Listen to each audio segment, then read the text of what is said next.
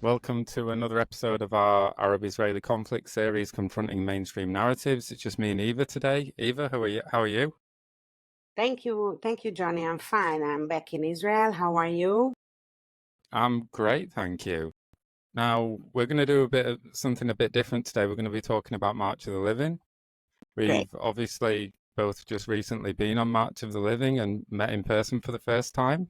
That was really amazing. And now to see you, and now to see you in this podcast on this Riverside platform is so great. After I met you already, and I know how tall you are.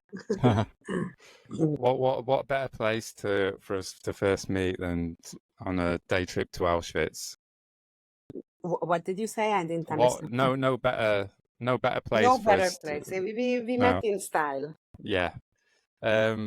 So before we get into talking about March of the Living, I'm just interested about what it's like in Israel at the moment regarding the war. What's the feeling in Israel at the moment? What the latest developments?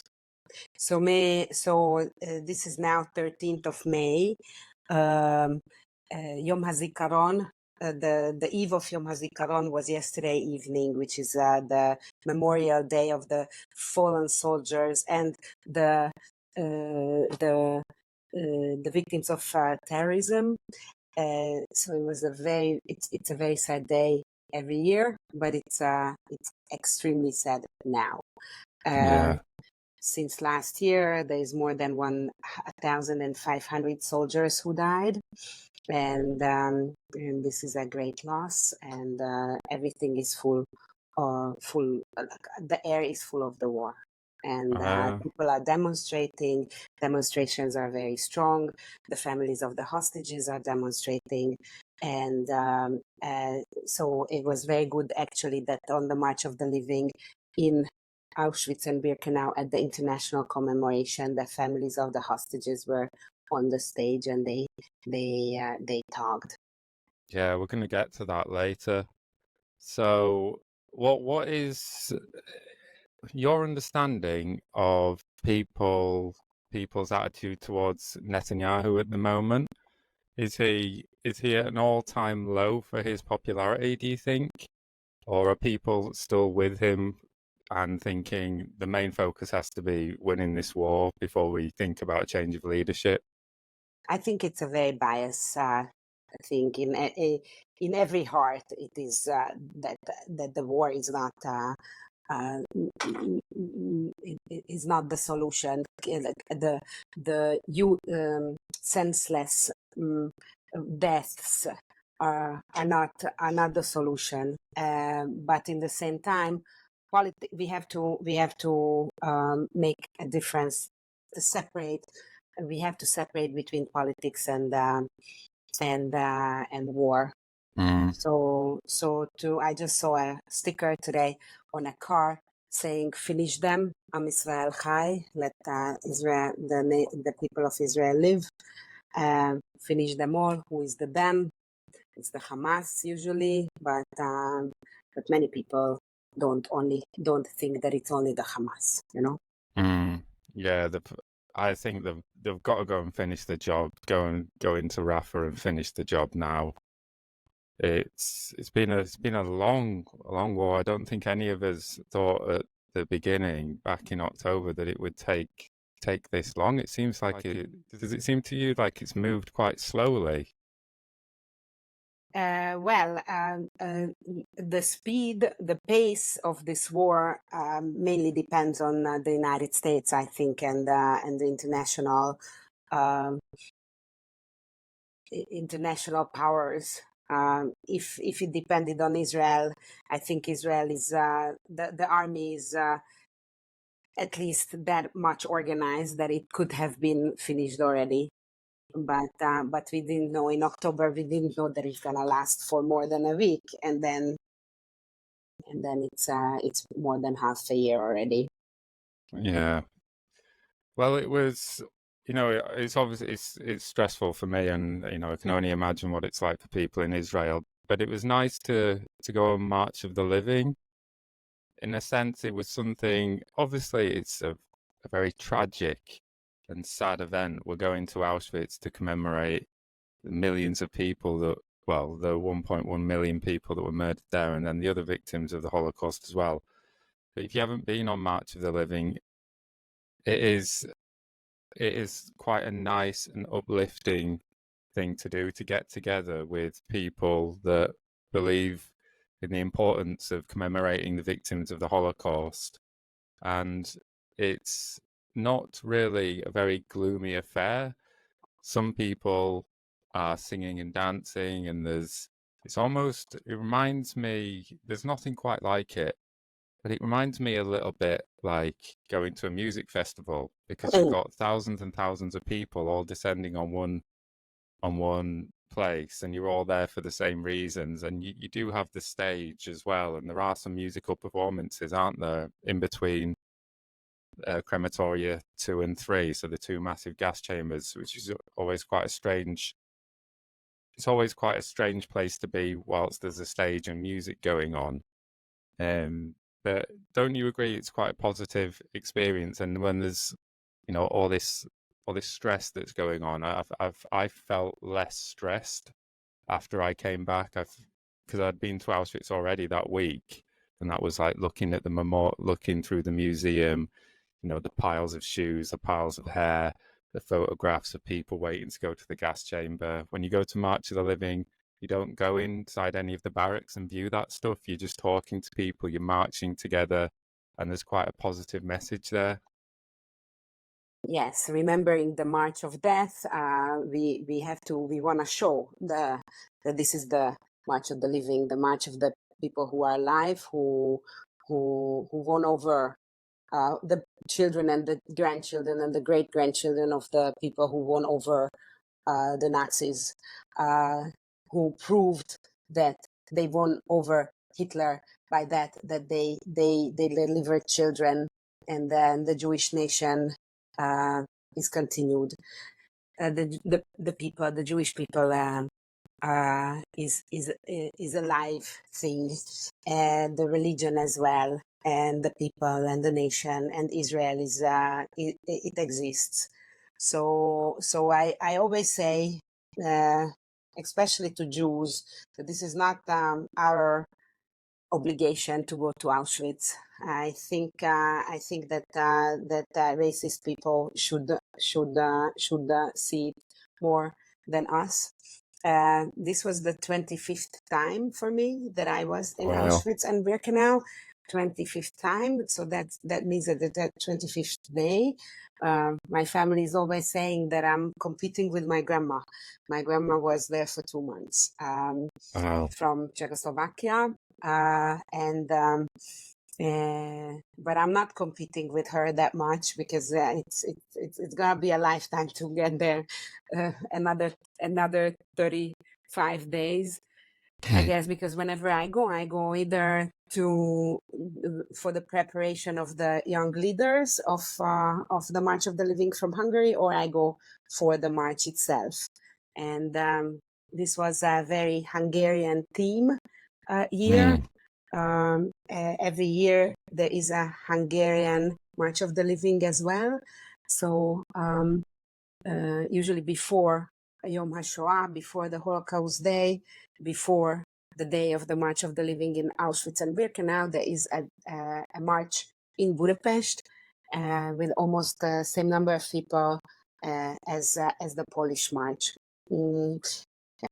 Yeah, I've got some pictures actually that we're going to have a look at later. So hopefully you'll be able to explain a little bit more about exactly the Hungarian, the March of the Living that goes on in Hungary, and then you guys, either you get the train of the living, or obviously the Holocaust survivors had to fly. They couldn't be doing an overnight train. But do you remember your very first March of the Living?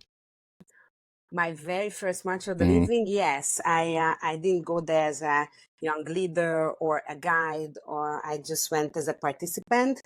And I already felt very embraced at the moment when I entered the bus in Budapest, because someone gave me a cover cover myself on the bus, and he said that it will be very useful for me, and then it was really very useful because you have to travel 10 hours, Wow. and until then I haven't traveled 10 hours. Since then I On already a know bus. what it is to travel 10 On a bus hours as on a well. bus. Yeah. Yes. Wow. Yeah. Was it Uh, overnight? no, it was during the day No. then, and then we slept in a hotel in Krakow, and then next morning we went to Ah, see. Actually, there was no Hungarian commemoration yet then. This was yeah. 20 years ago, okay? Wow. And then so there was only we went into the barracks. You could see the museum in Auschwitz one, in Camp One, and then there was the march to Birkenau, and then the international commemoration. The International March of the Living, I think it was already 15 years old or 14 years old. And then this was the first year of March of the Living in Hungary. And then next year I was already a volunteer of March of the Living in Hungary. Wow. Next year. So you've been a volunteer since then, working Yeah. with on and off for March of the Living, helping to organise. Have you always, what kind of volunteering have you done for March of the Living? So until I lived in Hungary, I was the leader of the volunteers of March of the Living. So imagine 80 or 100 very dedicated, committed volunteers who are helping out not only at the march itself in Budapest and in Krakow, in Poland, but the Hungarian March of the Living has a rail car exhibition, a vegan exhibition that travels all around in Hungary and then also in the neighboring countries. So I used to work at the Hungarian railways at the cargo part. So I used to be the social responsibility of the Oh, really? railways, because this is how they were forwarding this wagon, this very old wagon from the times of the deputation. So it's an original cattle wagon that Wow. Ilona Novak, she made it into she's a museum pedagogist, and she made it into an exhibition. So this exhibition is a mobile exhibition that goes around and is forwarded by the Hungarian railways. And then there are charity concerts usually in the Dohány Synagogue, the Great Synagogue of Budapest.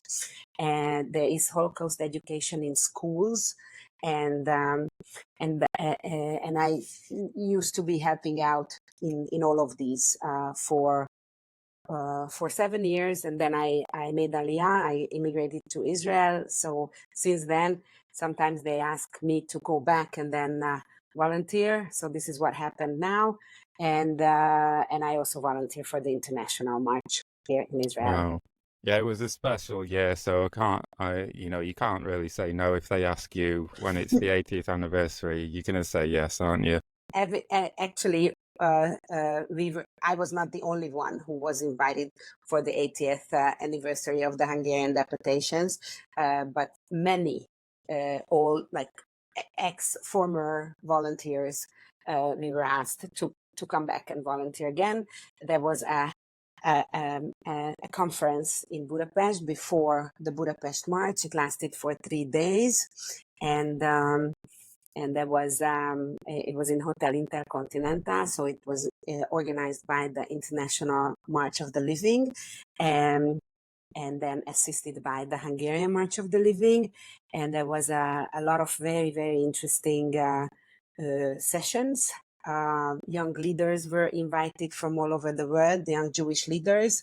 You have to know that it's 56 countries now that are involved in the March of the Living worldwide. So from many of these countries, there were young leaders who participated at the international conference, and then there was many tributes actually to the Hungarian Holocaust survivors who were, and then there were there was a conversation about the diplomats in Hungary who were savers, who saved lives: Raoul Wallenberg, Karl Lutz, Giorgio Perlasca, Angelo Rota, and then so March of the Living in Israel and worldwide is working together with the Jewish National Fund, KKL, Kakal, how it is called in Israel.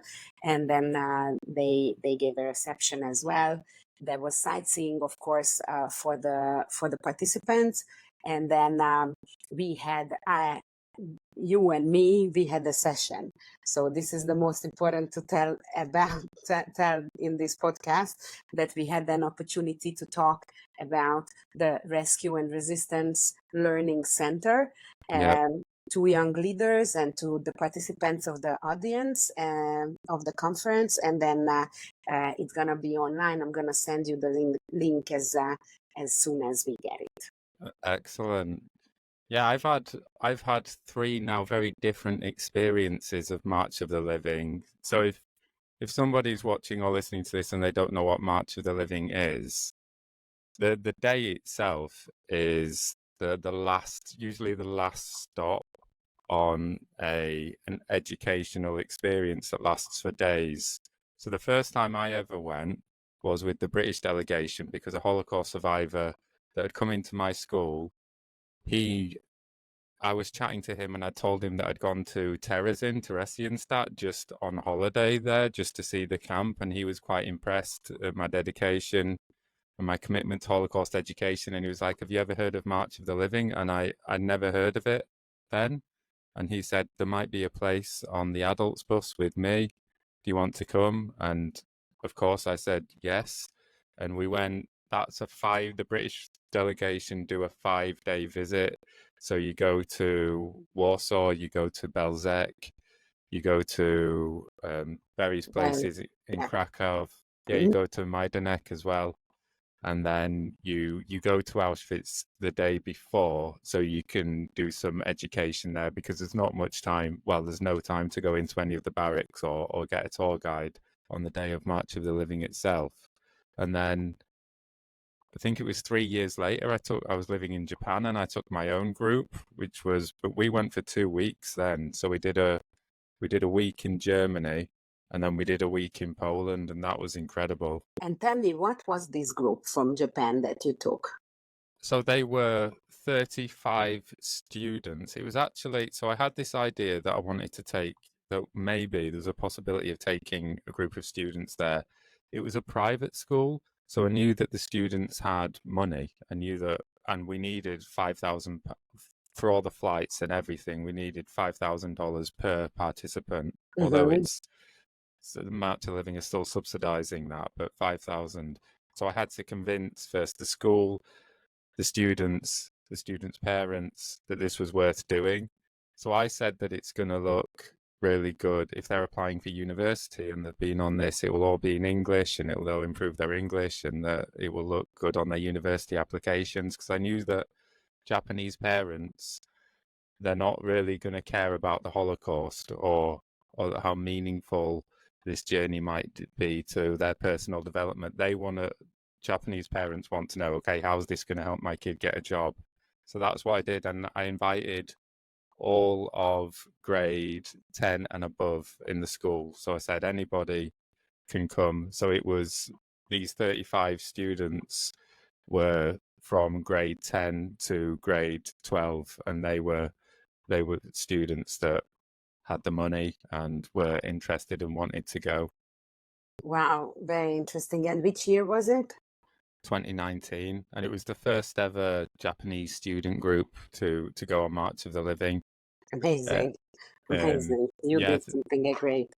it was such fun. It was me and my two friends were leading the trip. We took a Japanese woman as well, because there were some Japanese girls, and if they needed to go to the toilet or anything. So but really it was just me and my friends just leading this trip around Germany and Poland. We had so much fun. Wow. There was our boss didn't go with us, so we could basically just do whatever we want, and it was a holiday. It was so much fun, but it was so powerful. And some of the students that were on there still, I send them pictures of me in Auschwitz when me and you went the other day, and they still say that March of the Living changed their life, that trip. This is so important. feedback, not feedback, how do you call this when you The make a impact. session, the impact. So when you make a session after the March of the Living with that group, who you were with, and then ask them to share what Yeah. they gained from that from that day. That's The long-term impact is, yeah, long-term really impact what is you're so looking good. for, isn't it? Yeah, Yeah. one of the girls that went on there, she wants to do Holocaust education for Wow. her job, and she's from Japan, and normally people in Japan, there's basically no Holocaust education in Japan, or it's very poor. So, you don't get all of them. There was 35. One of them wants to do it for a career, but that's a result. If you reach one That's a person, very, very that's what big they say, success. isn't it? One person. Um, yeah, so that was a really, And really Johnny, special year. tell me, did you do it in Japanese? No, interestingly, so March of the Living organized this Polish woman who could speak Japanese, but we didn't ask for that. Because we told the parents this is an this is an English trip, and they will be improving their English. And the tour guide, or the tour guide that March of the Living had organized, this woman gets on the bus, and we were really surprised because she's just like a Polish woman. She just starts speaking Japanese to the Wow. kids.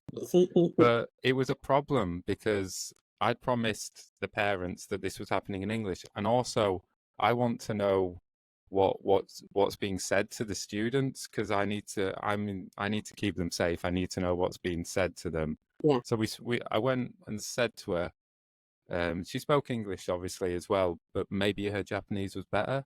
So I went and said to her, "Sorry, you're gonna have to speak English." I lied and said, we've got some students that are from like that's good, Korea and they don't speak Japanese.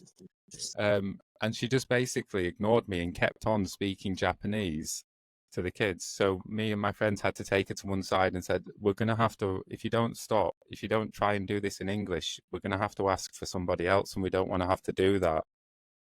So from then on, but she was just not very confident speaking about the Holocaust and Auschwitz in English. But I said, "Listen, we'll help you. We're here to help you." So eventually she started speaking in English, and she was, yeah, really, yeah, a great tour guide actually. In the end, we had her That's and the great. security guard. And tell me, was it then already in 19 renovated the entrance of the museum? No, No, it was no, it was because yeah, last year, or when did they do it?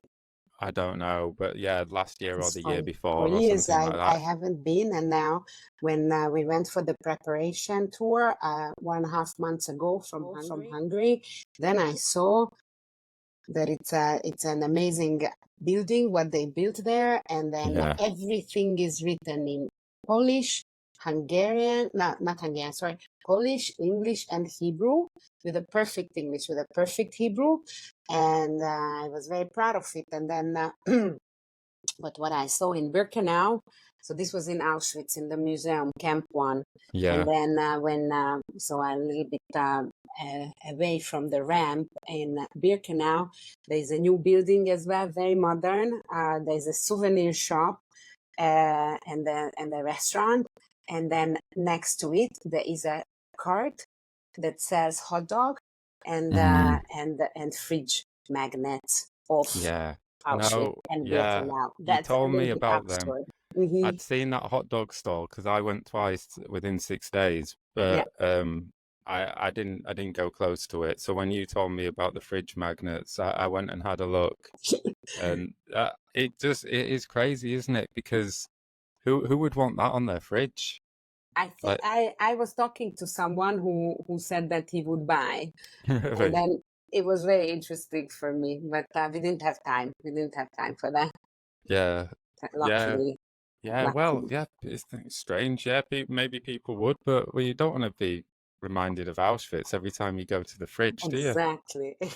Like, why would we want to be? Even that's a bit too much for me. And like, And you are you are my crazy. job is Holocaust education, so, but even that would be too much for me. But it's just like showing off that, It's not only your job is Holocaust education, but your hobby as well.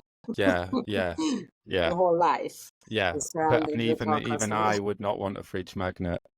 But they were really poorly made as well. But I suppose it's just people just like have this drive, this desire to show off about places that they've been, don't they? Yeah, It's like, look, I was in it's, Auschwitz. maybe that's why. I just wanted to reach back to that. We were talking about the impact, the long-term Mm. impact, and the impact feedback. Uh, so in the after the march itself, okay, so we didn't talk about that. That I was volunteering now for March of the Living. I was volunteering that I took the Hungarian survivors from Budapest to Katowice by plane. I mean, I didn't drive that plane, but I was with them helping, and then Actually, hold that thought because I think I've got some pictures and you can tell us, you can explain whilst we're looking at the pictures. I think okay, that'd be a good way to do it. very good. So the survivors. So I took the survivors, and then I was with them the whole time, and then so what the program was for the Hungarian survivors was that so this is from the conference. So you can Mhm. see that, can you? Yes, I can see, but in small. So maybe you want to Okay, enlarge it. hold on. Present. Mm. Okay, Okay. is that better? Yeah, perfect. So on the right hand side, in front of the Hungarian flag, you see Michel Gorari. He's the European president of March of the Living now. Okay. Yes, uh, and then the fourth after him is Baruch Adler, who we met Oh, yeah. in the camp. You're gonna show another picture of him, I definitely. am. Next to Baruch Adler, there is Anita Kantor, who is a Hungarian rabbi in Okay. Berlin. She's a famous rabbi. Next to her, me, and then George Sabo, who's the president of the Hungarian Jewish Heritage um, Association, whatever the name is, that they are deciding about the government support to every Jewish organization. He's a very important person, very cool, funny person, and with very deep thoughts. And all the rest of the people here are Jewish leaders from around the world. Wow. And so this picture was taken at the conference in Budapest. And And then you did your presentation of our project, didn't you? yeah, I did my presentation of our project, and that was very successful. And afterwards, I was leading the Q&A because these other three people were um presenting. So George Sabo, and then who is holding the microphone, she's Rakefet Senes, who is from the Hana Senes family. And next to her, Dr. Orsi Fekete, who used to be my volunteer colleague in the March of the Living, and now she lives in Norway. She was presenting about the Hungarian interpreter resistant in the Holocaust. And did you get any questions about our project when you were sat there? I got a lot of I didn't get questions, but I got a lot of appraisals. Mm, And I think that this was a little problem with the Q&A, that I was leading the Q&A, so I didn't ask them. I didn't ask the audience whether they want to ask me. okay. So, yeah. Yeah. No, we got some So amazing feedback. this next picture, you can see that this is the March of the Living Hungary, az élet menete, that means March of the Living. Budapesten is in Budapest. You see, it's my picture, so it's not a professional photo. It's just a selfie without me. That's how I took it. Mm, As I was volunteering, leading the crowd, you see one man in the middle, almost with a hat, yeah. with the blonde hair, and he is Leonardo Farkas, coming from a Hungarian family raised in Chile, but now he lives in the Cayman Islands. And then next to him, his family, his wife and 2 children, and he is one of the main sponsors of the March of the Living International. Right. Do you know what he does for a living? Where does all his money come from? Do you know? Well, I can check it for you but I know. No. Okay. Leonardo But he's Farfars. the main sponsor, right? Yeah, Yeah. I wondered who he was. He's obviously So, a Chilean businessman and philanthropist of Hungarian Jewish descent, his wealth comes from mining companies. wow, mining companies, Mining dear. companies, okay. He Okay. was born in 1967, Okay. Santiago, Chile. So then we get to Auschwitz, So and we this is get to block Auschwitz. 18. Block 18, 18 in Hebrew, every Hebrew letter has a number value. 18 means life, Kai, in Hebrew. So it's a very Oh, symbolic number in Judaism. And here you can see the Hungarian commemoration. Gabor Gordon, the president, is speaking. It was a 1 hour commemoration in just years. And then afterwards, you can see here that in front of the barack, some people are sitting. Normally, no people are sitting in this commemoration there, but now, especially for the survivors, we asked for chairs. So they were sitting, and right after the commemoration, there was a possibility to talk to the survivors. So apart from the survivors, the 30 survivors that came from Hungary to the March of the Living, 500 children, students came from different high schools, not only Jewish high schools, from Hungary, with trains. So it was called the Train of Life, and then we invited the survivor to wait for them at the Auschwitz train station. Then we went together to the camp and the commemoration, and then after the commemoration, we put the chairs a little bit further away, and for every survivor, different kids sat down with them and they listened to their stories. So we were asking about the impact. Next day, when we were on the bus, actually, and in the airport, we didn't really have time for feedback or anything, but I asked everyone to come to the microphone on the bus if they want to tell me about their experiences, not only me, but to share about their experiences.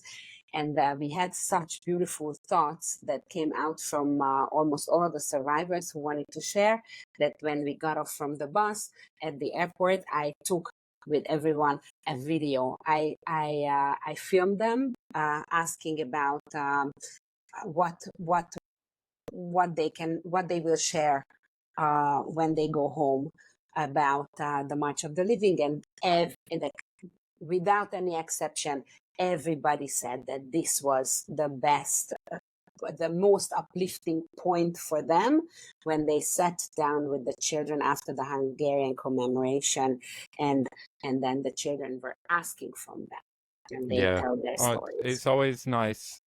Yeah, you always think about the impact that it has on the students, but it's always nice when it has a profound impact on the survivors as well, when they take something from it, because you don't think of that first. You think about what everyone else is going to take, but it's always nice when something meaningful happens for the survivor as well. Yeah, and it was so they said that it was a very big impact on them. Now you can see Baruch Adler and us. And us, yeah. So we were, the Hungarian survivors were right at the front of the entire march. So like you said, what was it, 50 countries behind us? Yeah, 56 countries. 56 countries. It's amazing, isn't it? That 56 countries are there. It's almost difficult to believe that there's that many countries there, because you've got like countries from South America, haven't you? So Argentina and Panama. And then you've got Israel, Hungary, Britain, America, Australia, and countries. Almost all not almost all, but many European countries, Australia, We had a group for a long time from Hong Kong as well. Right. I don't know whether they were there now, but the 56 countries are also the American states. Okay, so they Right. are not country; they are separate, and also Canada is Delegations. yeah, Yeah. delegations, 56 delegations exactly. Yeah. But American states can be the size of a country anyway, can't they? And with the population, Exactly. yeah. And then, do we ever have groups from Africa?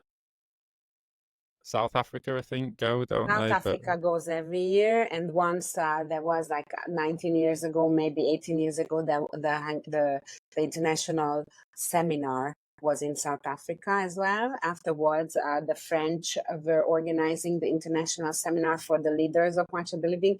So then every year it was in France, but before it was in South Africa. yeah. Yeah, so because we were there, the important people were walking past us, weren't they? And you were stopping them and telling them about our project, or trying to establish, trying to network, get some contacts with the important people. And he was he was very happy to stop and talk to us, wasn't he? And he'd Yeah. seen your presentation, and Ah, yeah, yeah. he Yeah, was very, he very saw my complimentary, presentation. wasn't it? Like the way Yeah. that he spoke about our project, it's Yeah, and I'm almost just beyond belief. looking, actually, I'm just looking for his address. So I have I have the his email address, and then we will have to write to him, Johnny. Let's not Yeah. forget. Yeah, we'll have to, I think, get in there soon before he forgets who we are. Yeah, yeah, yeah.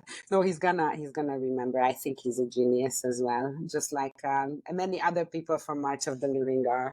Yeah. Well, he said like you can just email me directly, didn't he? So Yeah. yeah, we'll do that and we'll hopefully grow the project some more with his help. And you said when you were there that Elon Levy. So I'm a massive Elon Levy fan, and I think Ah, you are yeah. too. But I just went to see if I could see one of my colleagues in the British delegation because I didn't know they were there. And when I got back, he said that he'd walked past, right? Oh, I lost you, Johnny. Where are you? Are you I lost you. are And you there?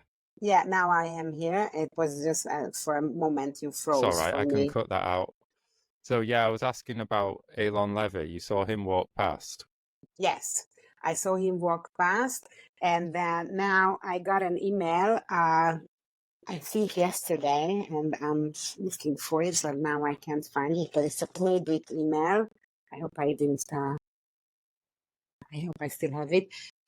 So B'nai Brit is the oldest Jewish organization in the world. It originates from New York, and B'nai Brit International sits in Jerusalem, and they have a journalism award, which is going to be given sometime in May, I think in the end of May. And I just saw that one of the award is going to Elon Levy, and I'm so happy for him because it was very heartbreaking to see him being fired from the government office. Yeah, that was insane, wasn't it? That he got fired from the government office Yeah, but after whatever everything. yeah, but now he's still doing the same thing for Israel. So it's a very big thing that he doesn't work this now. This is I Yeah. think that he does this from his heart. Oh, well, you have to, don't you? Otherwise, it's not the kind of job, it's not the kind of thing that you can do unless because the stress from it and the all the negativity that is directed his way. You'd have to really, really believe in what you were doing to want to speak up in the And way he's that he has. yeah, and a lot of people they wanna talk like him because he's so professional, Yeah, and his crew is very professional as well. He's everywhere. You can really he's you can see him everywhere on social media. So yeah, that's a genius thing about him, that it's not only that he talks geniusly, but he has um, an infrastructure that allows him to be seen everywhere. Yeah. And yeah, I'm sure he's going to come on our podcast at some point, isn't he? Yes, sure, we will Yeah, invite him. we will invite him. Yeah, sure. Um, and then we met lots of interesting survivors, didn't we? Do you remember? Well, George, this is George. George from Hungary, Yeah, and he is a survivor. Of, his name is George Goldman or György Goldman. He speaks a yeah, perfect English, and he used to be a trader of Chrysler. He worked for yeah. Chrysler for like 50 years, and he's a very fun person He's a and character, isn't he? a very, very great He was trying to, character. yeah, he was, when I went to shake his hand, he was showing how strong he was with how tightly he gripped my hand. He was trying to break my hand with his, it was impressive. He's still a little sturdy little guy, like a very strong, sturdy guy. Yeah, and Uh, he's superbly fit as well. yeah, he said that he never got drunk once in his life, and Yeah, that he doesn't he'd drink never smoked. alcohol. So Yeah, he's I never smoked. putting us to shame, I think, George. But Definitely. And you yeah, know what? That he is superbly fit, but all the rest of the survivors, I have so we went like this, that I have all the pictures and names of the survivors here in one yeah, file. So because I was the one who didn't meet them before the march, so I had to know how they look like, who they are. I had a little text about all of them, what they survived, how they were, who they are. And George is not very old. He was like 6 years old, maybe 6 years old when the war ended. 6 or 7, yeah, 38 or 39 he was born, and then so these people, the survivors, now are people who were babies or very small children when the war was going on. yeah. George said, I think, did he say that he got hidden in the basement for a couple of years? Yeah, he was the one who was in for a couple of years in the basement. Yes, not Uh, only for weeks. with hid in the basement, just him. With his family weren't able to hide in this basement. Do you know the details of who hid him, or No, that I no? don't know, but I can ask him Yeah, because he soon. said that, and then he said that I think he left Hungary and then came back when he was like 10 years old to try and look for family, didn't he? And that Yeah, all of them had been murdered.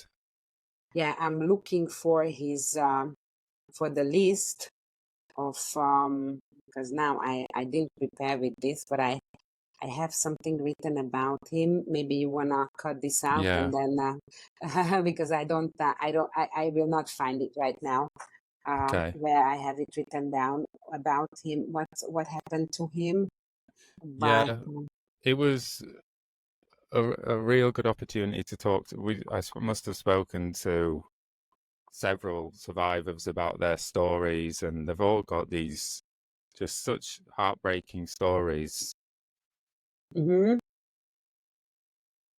So Wait, and then this is them assembled, waiting for the march, and I think there was about 25, 26 Hungarian survivors who led the march, and then yeah. accompanying them were about 30 survivors from other countries. So it's probably the largest gathering of survivors. So no, largest gathering of survivors now in 2024, I guess. Yeah, So you see that that these are the Hungarian survivors in under the Arbeit macht frei gate in the entrance of Auschwitz, Camp 1, and some of their companions as well. And so the Hungarians, they had the cap, the blue cap, right. and as well. And then all in all, I think there was like 46 or something like that survivors from all over the world. So most of them were Hungarians. Do you know this woman here? Yes, Shargo. Yeah, she seemed I couldn't understand what she was saying when she was speaking to the students, but it was just the way that she was talking and the way that she was explaining her story. She seemed really interesting. She's a very, very kind person. But You see? Johnny, Johnny, so Shargo, so what I'm thinking is, yeah, she was born in 35, March 25th. She speaks German and English. And she was accompanied by her daughter. Say something. Oh, she does. She does speak English. Yeah, it turns out, yes. Yeah, because it'd be nice for But us to she do. didn't. But she didn't. I was asking everyone whether they would like to speak in English with you, with the Avi, and then it was only George who really was Yeah, into well, it. there was that other guy. There was that Peter guy as well, wasn't there? The Australian guy who. The Australian, the Peter Yeah, Hollas, that was yeah, his he had name. an interesting story. He was, I think his parents gave him to like a Hungarian Christian family, and they were hiding him, and then they assumed that all of his family had been murdered and they wanted to adopt him, but then Mhm. his grandma tracked him down and said, "No, we were taking him back," and this family didn't want to give him up, but so eventually they let him go with his grandma. And I asked if they were righteous among nations, but he said that when he left, he can't remember their names anymore. So Mhm. it's not they're Uh, not able to be righteous among nations. Yeah, it's a very interesting thing about the righteous among the nations thing, because, for example, in my family, so my grandmother, Vadász Street. Vadász Street in Budapest is in the 5th district. There was a glass factory there, a beautiful house, and then it became the glass house. The glass house. So the glass house was under the protection of the Swiss embassy, and that became the main place where kind of an internment um, place for transition. How do you say it? That place where people could find refuge, and then the young people were forging documents. That was the main place of forging the documents for the Zionist resistance, and then so my grandma, she went like every day to get a Schutzpass there, and Really? then she never got in. So she was always lining there. You can see Yeah, pictures I've of seen those pictures. how they Yeah, were standing on the street, thousands of people. So it must and be then thousands. once when my grandma, she was lining there for in the queue, then the razzia came, and then so she hid in a store which was across the glass house, which was selling umbrellas and gloves. And that woman, was the seller. She hid her and my father. Okay, my father was in the pram, a baby. So, Wow. so she hid them, and then so they were hiding there for days Wow. before my grandma found another place to hide. And then this woman, we don't know who she was, because Wow. my grandma. So this woman told my grandma she's not allowed to tell anyone that she hid her. Wow. Why? Maybe she had a husband at the Arrow Cross. Maybe something with her family. She said she didn't want to be a righteous among the nations.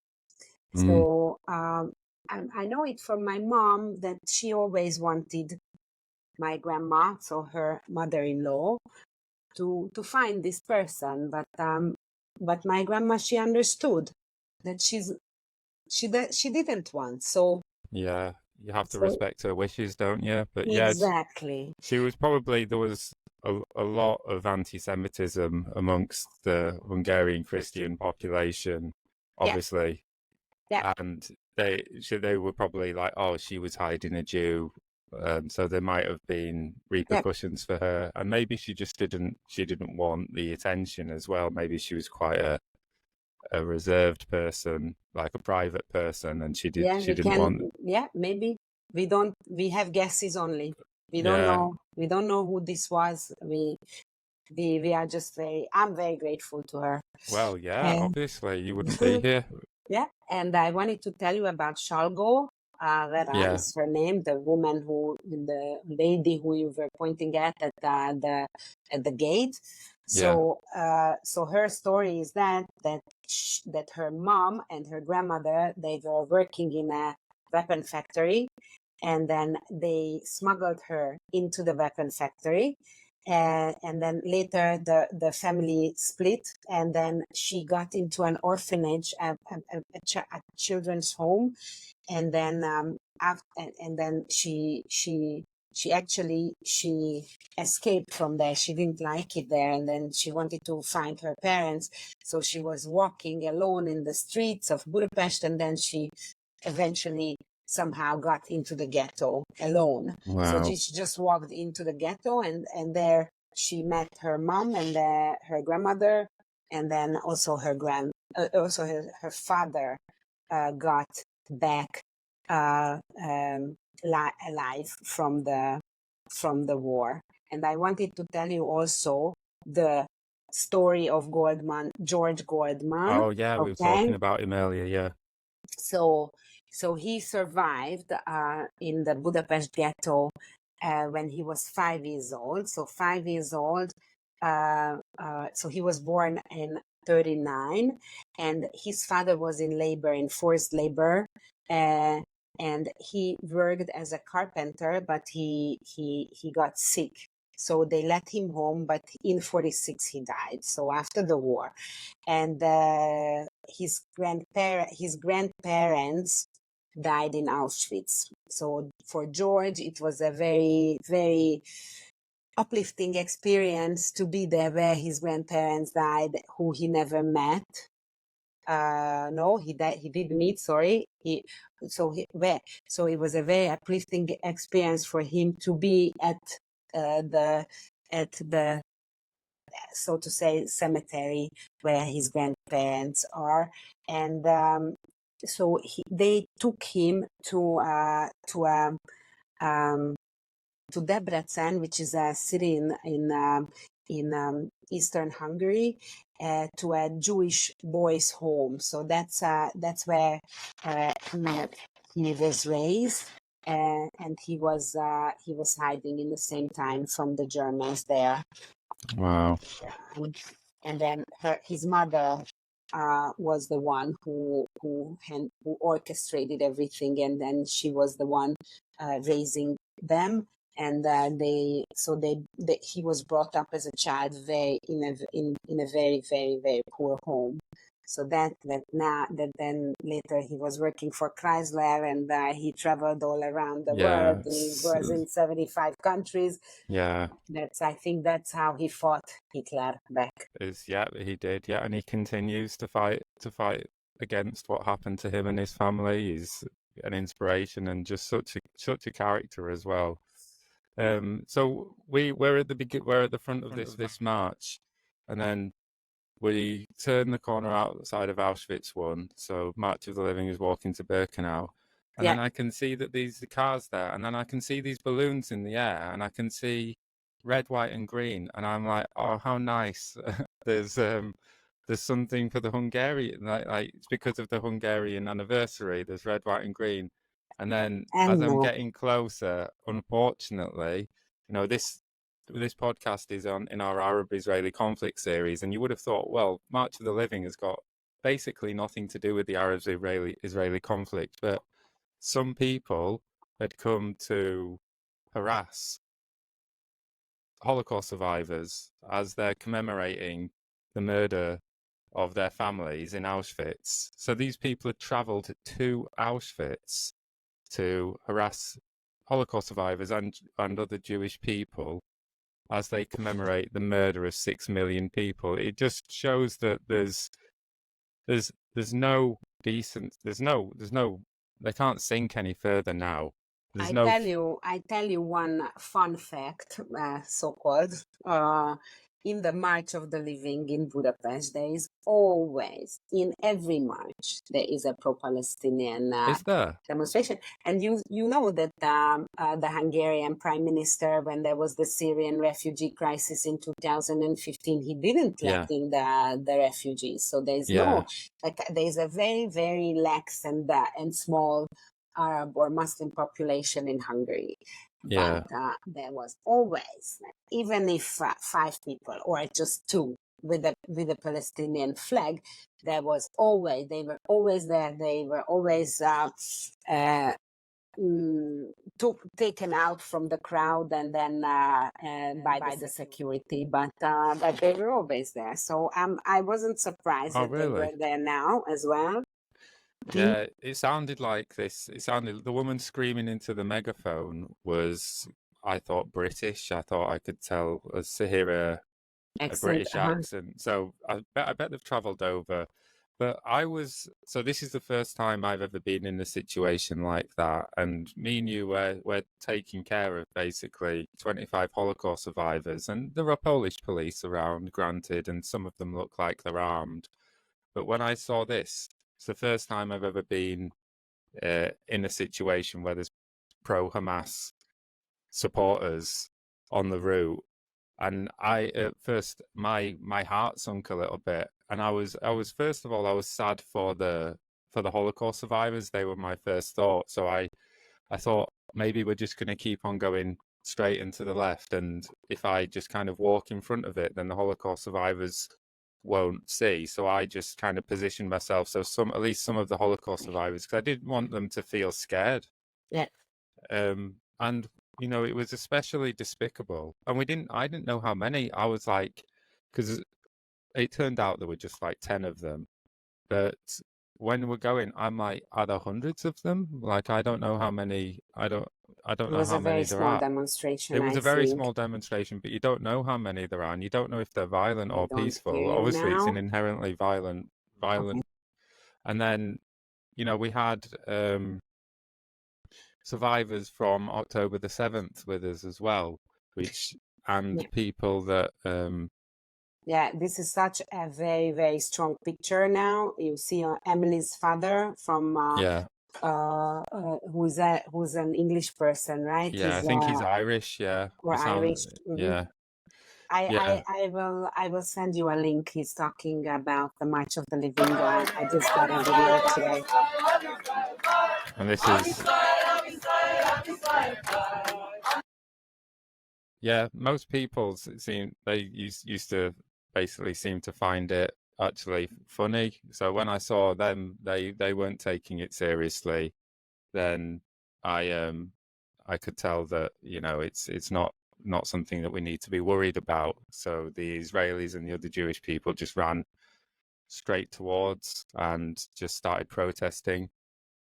Mm-hmm. And then we get to, so this is very, very close to Yeah. the gas chambers, the main gas chambers, and this was a really interesting place to be because we had basically all of the Holocaust survivors in one place, so we could just go around talking to them, and that's where I met Peter and various other survivors. It's just, for me, as a Holocaust educator, a really interesting place to be. And I think when there's a pro Hamas demonstration at something like this, you can just think like lose hope. But I honestly think if those people had have had the conversations that I'd had that day with those Holocaust survivors, like met them one on one, heard their stories and seen them as humans and really listened to them, I don't think that you would go out I don't think you'd go out supporting Hamas in Auschwitz if you'd heard from a Holocaust survivor. But if they knew anything about that, what they are demonstrating for, then they wouldn't go, because these people, I don't think that they know that they are demonstrating for Hamas. I think that they think that they are demonstrating for free Palestine. They are demonstrating for something good. They think that they have a good cause, but I don't think that that they want terrorism. It's just the lack of knowledge, the lack of learning behind these demonstrations now, and all the American um, demonstrations as well. Yeah. But I still believe in the power of Holocaust education to try and change at least Yeah. some attitudes. And I was on a school visit um a few days ago, and we went into school and we did our project with some of the students, and then had a bit more time at the end than I normally do, because I thought we were finishing at 11:15, but I had until past. So I was able to like talk to some of the students and get their reflections, and we don't Mm-hmm. normally get the chance to do that. And just hearing them speak about the impact of that session has has kind of has kind of reaffirmed my faith in Holocaust education, especially in because it's easy to despair when things are just so negative at the moment with what's going on in America and on the campuses in England and just all this insanity. But you can see that education can and does have this really profound Yeah, impact. definitely. Definitely. Only So this, education and only local education, I think. And plus Netflix and Hulu and all these yeah, platforms. Mm-hmm. especially once we our Netflix series on David Ger and the Zionist youth resistance in Hungary hits Netflix, that will have a huge impact, won't it? Yeah, that would be, that's really something what I think you and me, we are dreaming about every day. That's the aim. Yeah, we just need to find somebody who's willing to donate. I don't know, what do we want? $10 million? Yeah, something like that, but it's not even about the donation. It's about getting to Netflix or Hulu or Disney Plus or where they are making the films. Like we have the synopsis, we can write anything about that. Like we have so many books on the subject. We can always compile a synopsis and then present it. And maybe we are not the ones to present it, but anybody can present the synopsis, and then just to convince those people who are in position to decide about the new series and shows and movies. Maybe, okay, let's have a meeting sometime in the future about and about how we might go about trying to do this, because we might as well give it a shot, mightn't we? That would be Um, really great. so yeah, just to finish on this photograph that you sent me, why did you choose this one? Show me. Can you see it? No, not yet. Okay, hold on.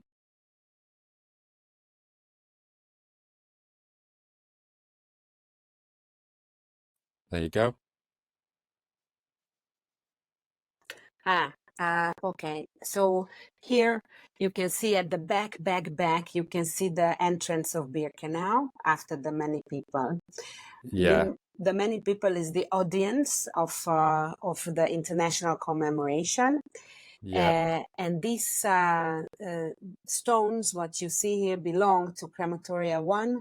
The stage is always set up there for the International March of the Living commemoration, the international commemoration. And these kids are the Hungarian kids who went on stage. And because and I chose this picture because I was the one pushing them on the stage. I was there somehow, and then I was it was very uplifting that the commemoration was really Hungarian themed, because Hungary somehow is a little bit left out from the other countries and among the March of the Living, because it's a very different March of the Living organization than all the rest of the organizations in the other countries. And then because of the 80th anniversary of the Hungarian deportations. It was a Hungarian theme event now, and these children were talking about their experiences, and then Noah Kirel, the superstar Israeli singer, who last year represented Israel at the Eurovision.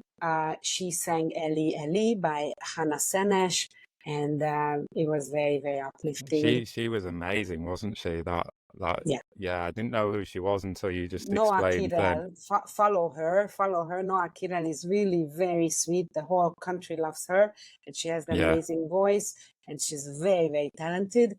and looks And amazing as well. yeah, she looks beautiful. She's beautiful and she's sweet. So she's a celebrity. In Israel, I have a reel about her. I put it on my Instagram if you wanna put it in the show notes, then I can send it to you. Yeah, so next year is going to be a big one, isn't it? Because it's the 80th anniversary of the liberation of Auschwitz. So Yeah. it's like the biggest anniversary. There's something like 80 seems like it's almost bigger than 90. There's something about the number 80. Oh, really? It's You feel like that? well, maybe because it's just coming up, but I don't know, there's something about the anniversary of the 80th year. 80th. Yeah, so I'm gonna promise that I will go on March of the Living next year. How about you? Maybe. Maybe, just a maybe. I always say that this was my last year. Really? Every year I say that. Well, I want Then I go to. back. So I've had three I've been with the British, the Japanese, and now the Hungarians. I'd like to keep on going, and my dream is to join the Israeli delegation next year, at Oh, least for the great. day of the march. So maybe you can facilitate that. I'm sure you know loads of people. Yeah, and then you know what? That today is all Jewish holidays. They start by the moon rising, so start at the evening. So Yom HaAtzmaut is starting today. That's Israel's Independence Day, and usually there is a March of the Living on the day itself, Right. the Independence Day, from Safra Square, from the municipality building of Jerusalem to the Wailing Wall, to the Western Wall. It's a 3-kilometer march. This year, because of security reasons, they canceled this march. But in the evening, there's gonna be an event, and I already heard about what the event will be. Normally, Independence Day is a very, very happy day in Israel. So right before there is the Memorial Day of the fallen soldiers and the victims of the terror. And this very sad event is after 1 week after Yom HaShoah, which is the Holocaust Remembrance Day. So from all these very sad Memorial Days, we go into the happiest day ever in Israel. And now, because of the war and because of the senseless deaths of the country and Palestinians, we don't really celebrate. So I heard that that the event is going to be very uplifting, but it's not going to be obviously the same as normally. Are you going to be doing anything tonight then to celebrate? Yeah, I'm going to the synagogue, and so for prayers, and then we just said that we're gonna walk in town once just to see what's going on. We're not, and there are some events like quizzes and all kinds of things. Not there's no fireworks. There's not gonna be the Israeli army shows every Independence Day their power with not the power only, but the intelligence and talent by an air show. So this air show is not going to take place either. So it's going to be a low key Independence Day. I think it's gonna be more uplifting than Yeah, well, hopefully, very yeah, Zionist. yeah, hopefully you can find somewhere that you're going to have fun, have a little bit of a party. You know, despite everything, you still have to enjoy life, don't you, and be happy. Yes, yes, you're totally right. It's just that it's not. I don't think that it's very appropriate now to celebrate. Yes, independence of Israel. That we have a country. It's very important. You're Mm. right. Right, well, great to chat, Yeah. and I'm promising that I'm going to be on March of the Living next year. So if anybody's listening to this, come and find me. I'll be with the Israeli delegation. Yeah, which I'm gonna organize for you. No Excellent. problem. Okay, thank you, Eva. Thank you, Johnny. All right, see you in a bit. Yeah, see you next time.